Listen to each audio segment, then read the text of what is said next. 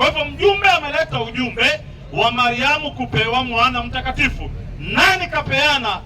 Sio Jibrili, aliyepeana ni huyu. 42-49 Qur'ani, aliyepeana ndo huyo mtoto.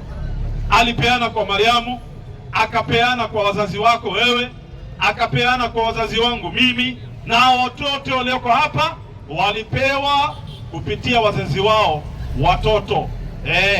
Soma hiyo. A'udhu billahi minash shaitani rajim. Inasemaje? Ufalme wa mbingu. Wewe sikiliza, anayepeana mtoto, ufalme wa mbingu. Ufalme wa mbingu na ardhi ni wa Mwenyezi Mungu. Ufalme wa mbingu na ardhi ni wa Mwenyezi Mungu. Anaumba apendavyo. Anaumba hazai, anaumba apendavyo.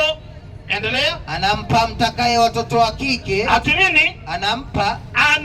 Mungu ndo anapeana watoto wa kike amtakaye. Endelea. Anampa mtakaye